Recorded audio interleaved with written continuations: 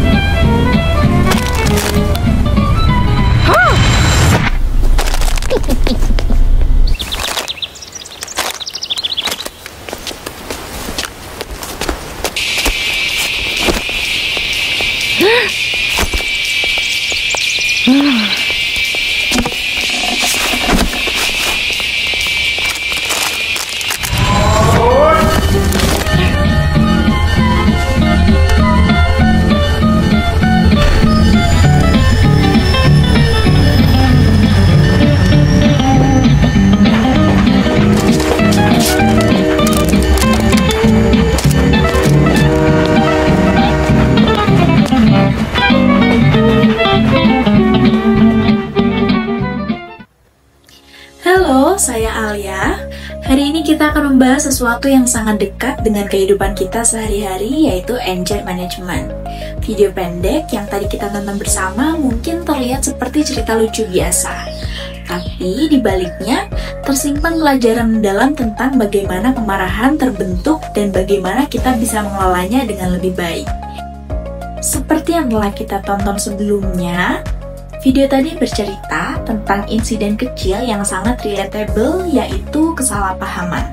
Ceritanya berputar di sekitar seorang wanita tua dan seorang pemuda di stasiun kereta api. Wanita tua itu membeli sekotak biskuit, lalu duduk menunggu kereta. Tak lama kemudian, seorang pemuda duduk di sebelahnya dan tanpa sengaja mulai memakan biskuit yang ia yakini miliknya. Wanita tua itu yang merasa biskuitnya dicuri jelas kesal. Namun pada akhirnya terungkap bahwa biskuit yang dimakan pemuda itu adalah miliknya sendiri. Dan wanita tua itu sebenarnya salah mengambil biskuit di tasnya.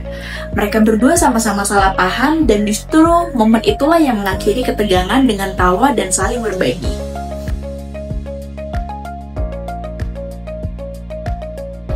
Oke, kita akan menganalisis nih video yang tadi kita tonton bersama secara lebih dalam. Mari kita lihat lebih dekat. Di sini kita melihat wanita tua yakin bahwa biskuitnya dicuri. Perhatikan ekspresi wajahnya.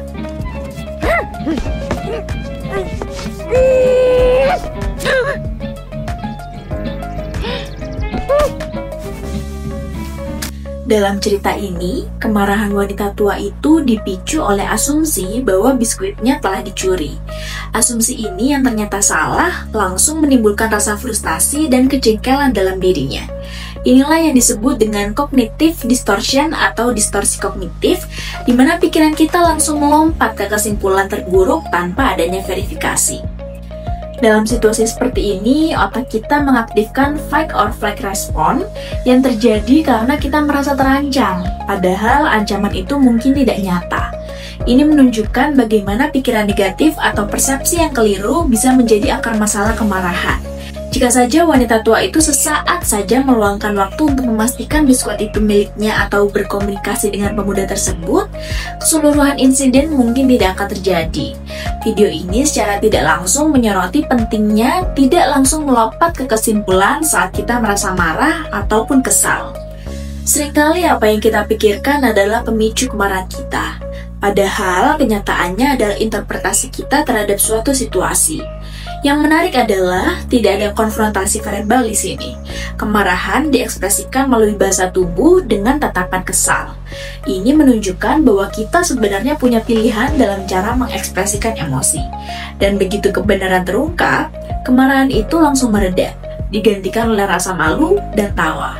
Ini menyeratkan bahwa kadangkala ketika pemicu kemarahan teratasi, kemarahan itu sendiri bisa menghilang tanpa perlu konfrontasi.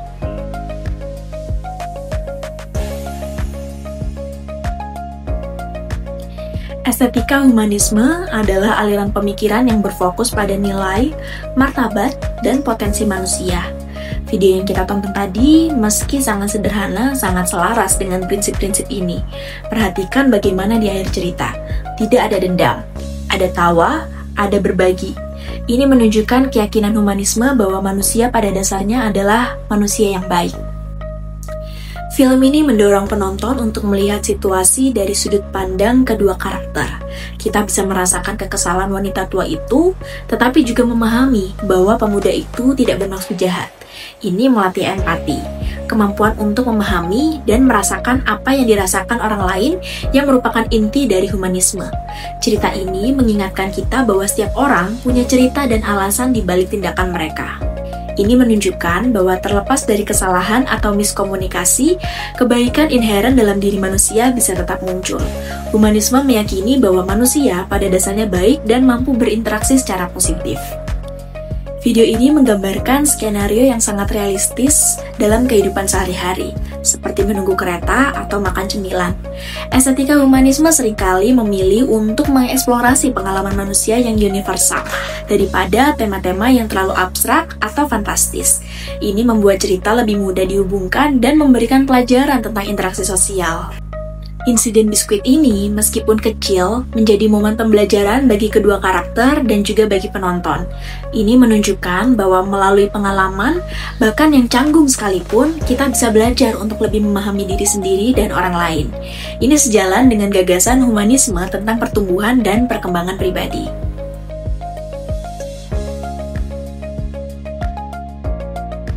Dalam analisis sebelumnya, kita melihat bagaimana video yang kita tonton bersama menggambarkan masalah kesalahpahaman yang nyaris memicu kemarahan.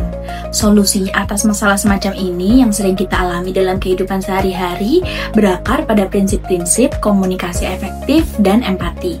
Mari kita bedah solusi praktisnya. Pertama, stop assuming. Masalah utama dalam video yang kita tonton bersama adalah asumsi. Wanita tua berasumsi pemuda itu mencuri biskuitnya, dan pemuda berasumsi wanita tua tahu biskuit itu miliknya. Solusinya, berhenti sejenak dan pertimbangkan kemungkinan lainnya. Sebelum bereaksi dengan marah atau kesal, tanyakan pada diri sendiri, apakah ada penjelasan lain untuk situasi semacam ini? Kita bisa menggunakan teknik stop, think, dan act. Selanjutnya, clear and polite communication. Kurangnya komunikasi langsung adalah inti dari kesalahpahaman. Jika saja salah satu pihak berani membuka percakapan, masalah bisa selesai lebih awal. Solusinya, gunakan pertanyaan terbuka alih-alih menuduh dengan berkata, "Kamu mencuri biskuitku." Gunakan I statement dengan melemparkan pertanyaan seperti, "Saya merasa bingung, apakah itu biskuit saya?" Atau kalimat, "Saya rasa kita punya biskuit yang sama." Fokus pada observasi, bukan asumsi. Katakan apa yang Anda lihat, bukan apa yang Anda pikirkan orang lain lakukan. Contohnya, saya melihat Anda memakan biskuit dari kotak yang saya kira milik saya. Betulkah? Nah, dalam hal ini, pertahankan nada bicara yang tenang dan non-konfrontatif. Nada yang agresif bisa langsung memperburuk situasi. Selanjutnya, practice empathy. Karakter dalam video tidak mencoba memahami perspektif satu sama lain sampai dengan akhir cerita. Empati adalah kunci untuk meredakan ketegangan. Coba lihat dari sudut pandang orang lain. Bayangkan, mengapa seseorang mungkin bertindak seperti itu. Mungkin dia tidak sadar, mungkin dia salah, atau mungkin ada hal lain yang tidak Anda ketahui.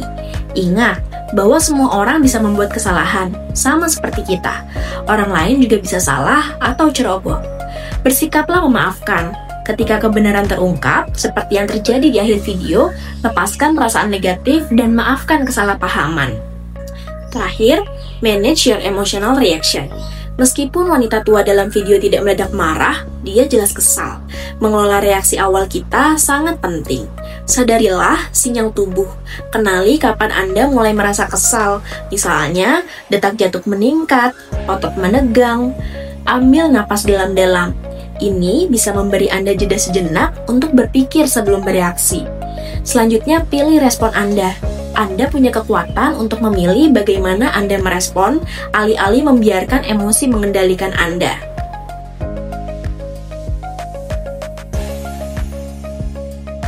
Andai saja wanita tua itu tidak langsung berasumsi bahwa biskuitnya dicuri dan justru melihat ke dalam tasnya, atau berkomunikasi dengan santun, misalnya dengan mengucapkan, "Maaf, itu biskuit saya kan?"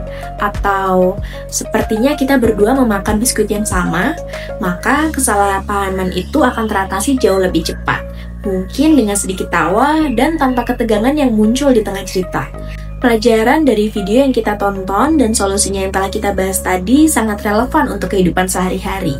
Dengan melatih kesadaran diri, komunikasi yang bijak, dan empati, kita bisa mengurangi frekuensi dan intensitas masalah yang muncul akibat kesalahpahaman, sehingga menciptakan interaksi yang lebih harmonis dan damai.